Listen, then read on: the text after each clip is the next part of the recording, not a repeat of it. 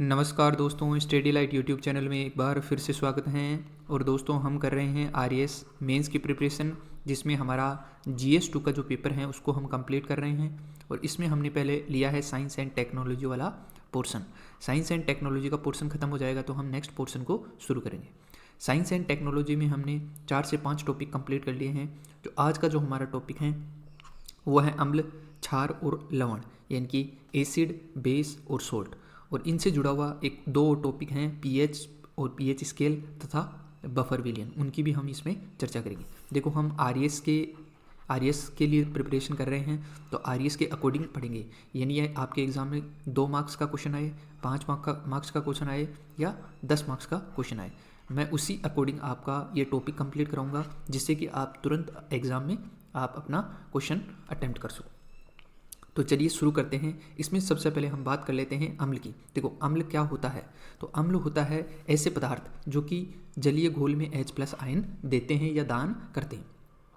यानी कि अम्ल को यदि हम जलीय विलयन में घोलें तो वो H+ आयन देते हैं। जैसे कि एग्जाम्पल्स है, HCl एक क्या है? अम्ल है। जब भी हम इसको जल में घोलेंगे तो ये 2 आयनों में टूटेगा, एक H+ और एक Cl-। तो यहाँ पे हमारे को H+ आयन प्राप्त हुआ।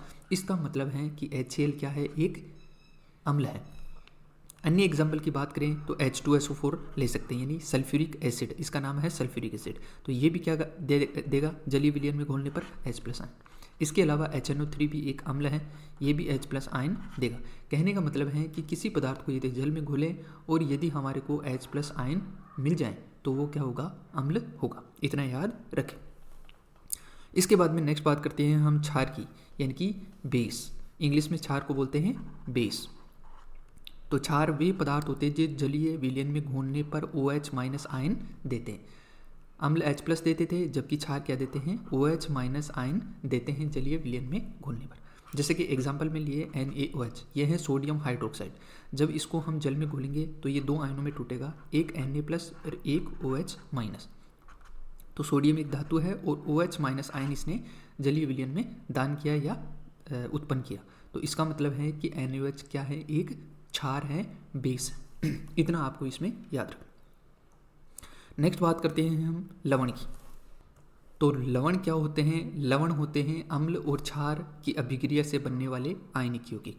यानी अम्ल में जो आयन बनते हैं और जो क्षार में आयन बनते हैं, उनकी क्रिया से, उनकी आपस में क्रिया से लवण का निर्माण होता है। जैसे एग्जाम्पल से समझे, NaCl एक लवण है। तो ये कैसे बना होगा? देखो, यहाँ पे हमने लिया एक अम्ल जिसका नाम है HCl, हाइड्रोक्लोरिक अम्ल। दूसरा हमने इसमें क्षार लिया NaOH, सोडियम हाइड्रोक्साइड। अब देखो, इन दोनों की क्रिया होगी तो ये जो HCl है ये टूटेगा H+ और Cl- में।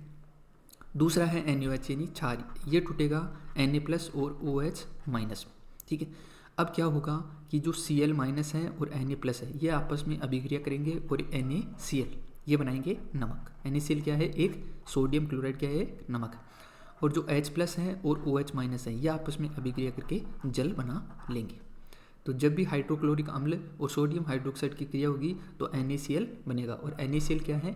एक नमक है। तो इस प्रकार से नमक बनेंगे। और ये बने कैसे? आयनों से। इसीलिए लवण को क्या बोलते हैं? आयनिक यौगिक। नेक्स्ट बात करते हैं अम्ल के रासायनिक गुणों की। देखो, अम्ल के रासायनिक गुणों की बात करें तो हमेशा स्वाद में अक्सर खट्टे होते हैं, यानी अक्सर खट्टे होते हैं। जब भी आप किसी पदार्थ को खाओगे और यदि अगर खट्टा है तो इसका मतलब है उसमें क्या है? एसिड है, अम्ल है। दूसरा रासायनिक गुण है अम्ल धातुओं के साथ प्रतिक्रिया करके हाइड्रोजन गैस उत्पन्न कर सकते हैं। जब हम 12th क्लास में थे तो 12th क्लास में थे तो हमारे एक एक्सपेरिमेंट कराया जाता था। जो साइंस वाले स्टूडेंट हैं उनको ज़रूर पता होगा किस प्रकार से हम हाइड्रोजन गैस का एक्सपेरिमेंट करते थे। तो हम क्या करते थे, यहाँ पे H2SO4 लेते थे एक परखनली में और उसमें हम जिंक डाल देते थे। तो जिंक क्या है? एक धातु है। तो हमने क्या किया, अम्ल में क्या किया? धातु डाला। अम्ल में धातु डालने से क्या होगा? अम्ल धातु के साथ क्रिया करेगा। और हमने एक बीकर लिया, यानी एक बर्तन लिया जिसमें हमने साबुन का विलयन मिला लिया। अब क्या हुआ कि जैसे ही जो जिंक है वो सल्फ्यूरिक एसिड से क्रिया करेगी, यानी अम्ल से क्रिया करेगी, तो क्या होगा? यहाँ पे जो साबुन का घोल है उसमें बुलबुले उत्पन्न होंगे। और यहाँ पे यदि आप मोमबत्ती लोगे तो ये जो बुलबुले हैं इसमें से फटफट की आवाज़ आएगी। इसका मतलब है ये एक्सपेरिमेंट हमें ये बताता है कि जब भी कोई अम्ल धातु से क्रिया करता है तो कौन सी गैस निकलती है? हाइड्रोजन गैस उत्पन्न होती है। अगला रासायनिक गुण है एसिड कुछ संकेतकों का रंग बदल सकता है, जैसे कि नीला लिटमस पेपर लाल हो जाता है। आप एक्सपेरिमेंट भी कर सकते हो, मार्केट से आप ले आना एक लिटमस पेपर, ठीक है, एक लिटमस पेपर लाओगे और जब भी आप एसिड, मान लीजिए आपने एसिड ले लिया नींबू, या नींबू में कर लिया नींबू थोड़ा कम होता है, यदि आप HCl ला सकते हो तो उससे हो सकता है, बाकी नींबू से भी हो सकता है। तो नींबू के घोल में जब आप लिटमस पेपर, नीला लाना है तो नीले लिटमस पेपर को आप इसमें डालोगे एसिड में, तो कैसा हो जाएगा? लाल हो जाएगा। आपको याद रखने के लिए एक ट्रिक है, अनिल। अम्ल क्या करता है? अम्ल ऐसे अनिल ऐसे अम्ल और नी से क्या हो जाएगा? नीला, और लह से हो जाएगा लाल, यानी अम्ल नीले लिटमस को क्या कर देता है? लाल कर देता है। तो ये आपको इसमें याद रखना है। नेक्स्ट बात करते हैं क्षार के रासायनिक गुणों की। क्या होते हैं? कड़वे होते हैं। अम्ल तो खट्टे होते हैं, जबकि क्षार कैसे होते हैं? कड़वे होते हैं। क्षार को छूने पर फिसलन जैसा अनुभव होता है, यानी साबुन जैसा महसूस हो सकता है। जब भी आप क्षार को छुओगे तो आपको कैसा अनुभव होगा? एक फिसलन सा अनुभव होगा। नेक्स्ट है क्षार कुछ संकेतकों का रंग बदल सकते हैं, जैसे कि लाल लिटमस पेपर नीला हो सकता है। जब भी आप क्षार में किसी लाल लिटमस को डालोगे तो उसका कलर क्या हो जाएगा? नीला हो जाएगा। अम्ल में मैंने आपको बताया था अनिल, बस केवल ये याद रखना, बाकी अपोजिट में आपको ये याद रह जाएगा। अम्ल क्या करता है? नीले को लाल करता है, जबकि क्षार क्या करता है? लाल को क्या करता है? नीला करता है। तो ये इस क्षार और अम्ल के क्या थे? रासायनिक गुण थे। आपके एग्ज़ाम में अम्ल और क्षार में अंतर पूछा जा सकता है 2 नंबर में, तो आपको हमेशा टेबल बना के ही अंतर लिखना है, ठीक है। तो अम्ल एक तरफ, दूसरी तरफ आप क्षार लिख सकते हो। अम्ल स्वाद में खट्टे होते हैं, जबकि क्षार स्वाद में कड़वे होते हैं। अम्ल नीले लिटमस को लाल कर देते हैं, जबकि क्षार क्या करते हैं? लाल लिटमस को नीला कर देते हैं। अम्लों को पानी में घोलने पर चिकना महसूस नहीं होता है, जबकि क्षार को पानी में घोलने पर चिकना महसूस होता है। और ये H+ आयन देते हैं जल में घोलने पर, जबकि ये OH- देते हैं। तो 2 नंबर में आप ये अंतर लिख सकते हो। नेक्स्ट बात करते हैं हम pH और pH स्केल की। तो ये क्या चीज़ है? देखो, pH का मतलब होता है हाइड्रोजन पोटेंशियल। यहाँ पे P का मतलब पावर और H का मतलब हाइड्रोजन, पावर ऑफ हाइड्रोजन। तो ये pH क्या करता है? किसी घोल या घोल मिश्रण की अम्लता या क्षारीयता का माप है। यानी pH ये बताता है कि कोई विलयन अम्लीय है या क्षारीय। और ये कैसे बताता है? ये बताता है, एक हमारे पास स्केल रहती है जिसको हम बोलते हैं pH स्केल। यदि आपके pH का मान यदि 7 आता है, आपके pH का मान 7 आता है, इसका मतलब है कि वो विलयन उदासीन है। उदासीन मतलब न्यूट्रल, यानी ना तो वो अम्लीय है और ना ही क्षारीय। जैसे कि शुद्ध जल का जो pH है वो 7 होता है। शुद्ध जल का pH 7 होता है, यानी ना तो वो अम्लीय है और ना ही क्षारीय। अब यदि pH का मान 7 से कम रहता है, तो उसकी प्रकृति, उस विलयन की प्रकृति होगी अम्लीय। और यदि 7 से ज़्यादा होता है उस विलयन की pH, तो वो विलयन कैसा होगा? क्षारीय विलयन होगा। तो यहाँ तक आपको ये समझ में। अब इसकी गणना कैसे करते हैं? तो एक गणना करने का एक फॉर्मूला होता है, pH बराबर -log H+, और H+ क्या है? आयन है, ठीक। मान लीजिए मैंने आपको एग्जांपल दिया 10 के पावर -3 और 10 के पावर -5, ये क्या है? H+ आयन है। ये भी H+ आयन है और ये भी H+ आयन। अब आपको ये पूछा जाए कि इन दोनों में से ये A है और ये B है, अब इन दोनों का pH निकालते हैं। देखो, सबसे पहले pH की बात करें तो यहाँ पे माइनस है, यहाँ पे log, और यहाँ पे H+ की जगह 10 के पावर -2, तो ये -2 है, तो ये आगे आ जाएगा। ये फॉर्मूला होता है माइनस, फिर -2, यहाँ log और यहाँ पे 10, और यहाँ पे बेस में भी 10। तो इस पूरी वैल्यू का मान, log 10 का मान होता है 1, ठीक है। तो जब 1 हो जाएगा ये तो, और यहाँ पे माइनस क्या हो जाएगा? प्लस हो जाएगा। तो pH क्या है? यहाँ से 2 है, यानी कि ये ऊपर वाली संख्या है। इसके बाद में यदि B का निकालोगे तो pH कितनी आ जाएगी? 5 आ जाएगी। तो इसका मतलब है कि ये जो 2 है, ये pH क्या है? अम्ल ज़्यादा है, और pH 5 में क्या है? अम्ल कम है। दोनों ही अम्लीय हैं, लेकिन ये अम्लीय ज़्यादा है, क्योंकि इस तरफ आप बढ़ोगे तो अम्लीयता बढ़ती जाएगी, जबकि इस तरफ बढ़ोगे तो आपको क्या मिलेगी? क्षारीयता ज़्यादा मिलेगी। इसका मतलब है ये जो 10 के पावर -2 है ये ज़्यादा है, या 10 के पावर -5 है वो ज़्यादा है? तो 10 के पावर -2 है वो ज़्यादा है। तो H प्लस आयनों की संख्या यदि ज़्यादा होगी तो इसका मतलब pH क्या होगा, ज़्यादा अम्लीय होगा, और इसका विपरीत क्या हो जाएगा, क्षारीय हो जाएगा।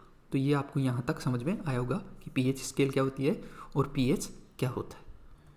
नेक्स्ट बात करें, अम्ल और क्षार से जुड़ा हुआ एक और कॉन्सेप्ट है जिसका नाम है उदासीनीकरण यानी न्यूट्रलाइजेशन। अब देखो न्यूट्रलाइजेशन में क्या होता है, अम्ल और क्षार एक दूसरे के प्रभाव को खत्म कर देते हैं। इसका एक लाइव एग्जांपल बताता हूँ। जब भी हमारे पेट में एसिडिटी हो जाती है तो डॉक्टर हमारे को सलाह करता है कि आपको इनो लेना चाहिए, यदि या फिर हम इनो लेते हैं। क्या लेते हैं, इनो लेते हैं। अब ये इनो करता क्या है, हमारे शरीर में एसिडिटी हुई तो एसिडिटी होने के बाद में हमारे जो पेट है उस पेट में HCl का सीक्रेशन ज़्यादा हो गया, यानी हमारे पेट में HCl की मात्रा ज़्यादा होगी। अब जो इनो है, इस इनो में होता है सोडियम हाइड्रोक्साइड। ये सोडियम हाइड्रोक्साइड क्या है, एक क्षार है। तो ये अम्ल से अभिक्रिया करेगा और अम्ल से अभिक्रिया करके सोल्ट और पानी बना लेगा, यानी कि हमारी की जो एसिडिटी है उस एसिडिटी को क्या कर देते हैं, कम कर देते हैं क्षार। ठीक है, आपस में अभिक्रिया करें, अम्ल से अभिक्रिया करके। तो ये जो इनो है ये यही काम करता है। इसमें क्या होता है, क्षार होता है, तो ये नमक और जल बना लेता है। अब देखो, जब भी कोई अभिक्रिया होती है तो हमेशा ध्यान रखना उसमें ऊष्मा जरूर निकलती है। तो आप जब इनो पियोगे ना, जब आपके पेट में एसिडिटी हो जाएगी तो इसका मतलब है कि आपका जो पेट है थोड़ा सा ऐसा लगेगा थोड़ा गर्म हो गया है। क्यों, क्योंकि जब भी एसिड और क्षार अभिक्रिया करते हैं तो उसमें साथ में हीट भी निकलती है, ऊष्मा भी निकलती है। तो इससे आपको आपका जो पेट है ऐसा लगेगा थोड़ा गर्म सा हो गया। अब कई लोग ये सोचेंगे कि यहाँ पे जो लेमन फ्लेवर लिखा हुआ है, तो लेमन तो क्या होता है, अम्लीय होता है, तो ये लेमन फ्लेवर क्या है। देखो, क्षार जो है वो होते हैं कड़वे।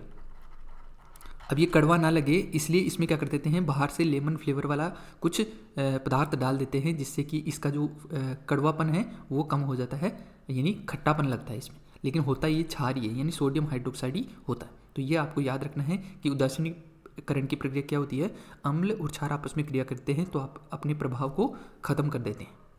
नेक्स्ट बात करते हैं बफर विलयन यानी बफर सॉल्यूशन की। तो बफर विलयन क्या होता है, तो ऐसे विलयन जिनमें अल्प मात्रा में अम्ल या क्षार डालो तो वो पीएच का क्या करते हैं, विरोध करते हैं, सॉरी पीएच परिवर्तन का विरोध करते हैं। मान लीजिए कोई बफर विलयन है, उस बफर विलयन की पीएच है 8, ठीक है। अब यदि आप इसमें अम्ल डालोगे बाहर से या क्षार डालोगे तो ये इस परिवर्तन का विरोध करेगा, यानी कि इस पीएच में क्या नहीं होगा, चेंजेज नहीं होगा, परिवर्तन नहीं होगा। इसी को बोलते हैं बफर विलयन। बफर विलयन संयोगी अम्ल और संयोगी क्षार का क्या होता है, एक मिश्रण होता है, इसीलिए ये पीएच के परिवर्तन का क्या करता है, विरोध करता है। यदि आपसे इसके अनुप्रयोग पूछे, या सॉरी पहले तो एग्जाम्पल देख लेते हैं कि बफर विलयन के कुछ एग्जाम्पल्स। देखो, एसिटिक एसिड सोडियम एसिटेट, इन दोनों को मिलाओगे तो इसका जो घोल बनेगा वो बनेगा बफर विलयन। एसिटिक एसिड होता है CH3COOH और सोडियम एसिटेट का घोल होता है CH3CONA। इसके अलावा अमोनिया और अमोनियम क्लोराइड का घोल हो सकता है, NH4Cl और NH4OH हो सकता है, CH3CONH4 हो सकता है, NH4OH प्लस NH4NO3 का घोल हो सकता है। तो ये सभी क्या हैं, बफर विलयन के एग्जाम्पल हैं।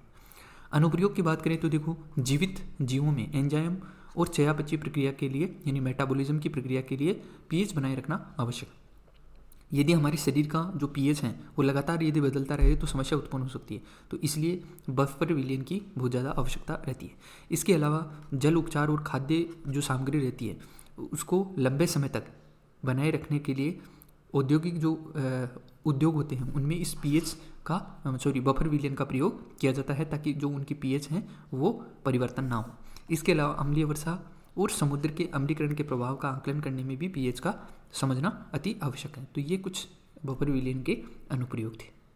यदि आपको 10 मार्क्स का क्वेश्चन लिखना है तो आप ये निष्कर्ष भी लिख सकते हो, यदि अम्ल और क्षार के और लवण के बारे में आपसे पूछा जाए तो अम्ल, क्षार, लवण, पीएच और बफर की अवधारणा को समझना रसायन विज्ञान में मौलिक अवधारणा है और दैनिक जीवन, उद्योग और वैज्ञानिक अनुसंधान में इसके कई व्यवहारिक अनुप्रयोग हैं। यह अवधारणाएं विभिन्न प्रणालियों में पीएच के संतुलन को बनाए रखने, जैविक प्रक्रियाओं के उचित कामकाज को सुनिश्चित करने और अम्लता और क्षारीयता से संबंधित पर्यावरणीय चुनौतियों का समाधान करने के लिए महत्वपूर्ण है। तो ये वीडियो आपको पसंद आया होगा, आई होप। तो वीडियो को लाइक करें, शेयर करें और स्टडी लाइट यूट्यूब चैनल को सब्सक्राइब करना ना भूलें। मिलते हैं अगले किसी टॉपिक में, तब तक के लिए पढ़ते रहिए। धन्यवाद दोस्तों।